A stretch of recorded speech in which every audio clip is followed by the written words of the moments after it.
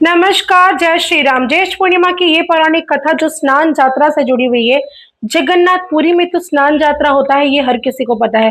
लेकिन क्या आपको पता है कि वर्ष में एक बार काली घाट में भी माँ काली का जहाँ पर शक्तिपीठ है, जहाँ पर उनकी पैरों की उंगलियां गिरी हैं, वहां पर भी स्नान यात्रा होता है। नहीं पता तो चलिए इस पौराणिक कथा को सुनिए, जिससे आपकी जिंदगी में कष्टों का संहार करेगी स्वयं माँ काली और आपकी रक्षा करेंगे जगन्नाथ भगवान। क्योंकि ज्येष्ठ महीने की पूर्णिमा ये बहुत ही विशेष तिथि मानी गई है। और इसके पीछे क्या है पौराणिक कथा, चलिए जानते हैं। और इसे सुनने से आपकी जिंदगी से सारे कष्टों का निवारण और माता आपकी रक्षा खुद करती है।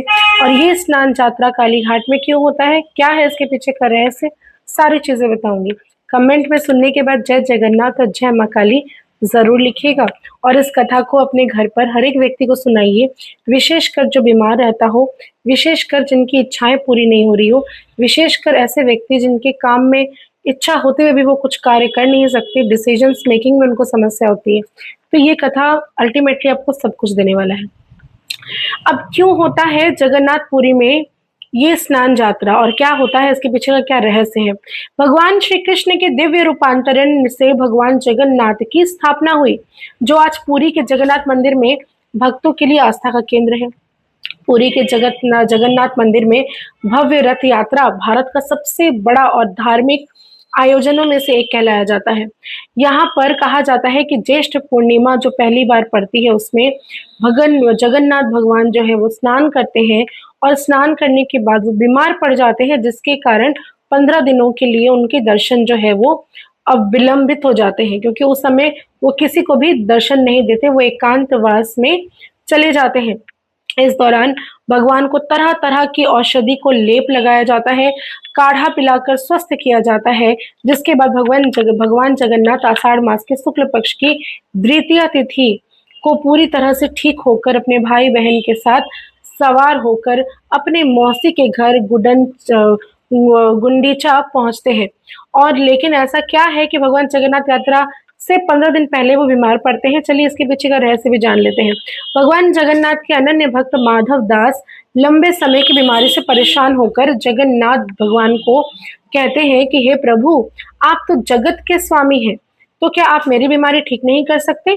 इसके जवाब में भगवान जगन्नाथ जी ने कहा कि मित्र माधव दास, मैं तुम्हें मोक्ष देना चाहता हूँ।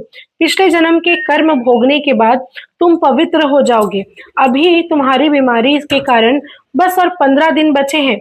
यह सुनकर माधव दास रोने लगता है और कहता है कि मुझे तो बहुत पीड़ा हो रही है प्रभु। तब प्रभु जगन्नाथ ने माधव दास की 15 दिनों की बची हुई बीमारी को अपने ऊपर ले ली थी। यानी कि जो कष्ट भक्तों को होने वाली थी वो उन्हें नहीं होकर भगवान जगन्नाथ ने अपने ऊपर उनकी सारी बीमारी ले ली और माधव दास जो है वो ठीक हो गया। लेकिन प्रभु जगन्नाथ बीमार पड़ गए। इस दिन ज्येष्ठ पूर्णिमा थी। तब से परंपरा है कि भगवान जगन्नाथ ज्येष्ठ पूर्णिमा के बाद से 15 दिन के लिए बीमार हो जाते हैं और एकांतवास में चले जाते हैं, जिसे अनासर अनासर भी कहा जाता है। जब 15 दिन के बाद वो ठीक होकर नैना उसर उत्सव मनाया जाता है, यानी रथ यात्रा निकलती है, तब हर कोई ये सारे दर्शन भगवान जगन्नाथ की करता है। और वो पहुंचते हैं अपने घर से निकलकर गुंडीचा, जो कि उनके मौसी के घर माना गया है। वहां पर पहुंचकर वो 1 सप्ताह विश्राम करते हैं। इसके बाद वो वापस जगन्नाथ मंदिर में जाकर विराजमान हो जाते हैं। इस यात्रा में रथ खींचने के लिए हर साल लाखों लोगों की भीड़ होती है। लाखों संख्या में श्रद्धालु वहां पहुंचते हैं और जगन्नाथ भगवान के बलभद्र और सुभद्रा के साथ उनकी जो एक साथ वो जो रथ में निकलते हैं, वो भव्य दर्शन करने के लिए पहुंचते हैं, जिसे कहा जाता है कि उनकी हर प्रकार की इच्छाएं पूरी होती है। जो रथ जगन्नाथ भगवान जो कि जगत के नाथ है, उनका रथ जो खींचता है, उसकी जिंदगी से कष्ट स्ट्रगल जो है वो दूर हो जाती है और हर प्रकार की खुशियां उनकी जिंदगी में आ जाती है। अगर आप दर्शन नहीं भी करने जा सक रहे तो भी जगन्नाथ भगवान का नाम लेकर अपने घर पर उनको भोग चढ़ाए, क्योंकि वो जगत के नाथ है। अब बात करेंगे काली घाट के बारे में। काली घाट की भी यात्रा जो है, स्नान यात्रा आज ही के दिन निकलती है। जी हाँ, आज ज्येष्ठ पूर्णिमा के दिन माँ काली का भव्य जो मतलब इतना खूबसूरत सा स्वरूप है, उसको हटाया जाता है। चांदी की एक संदूक होती है।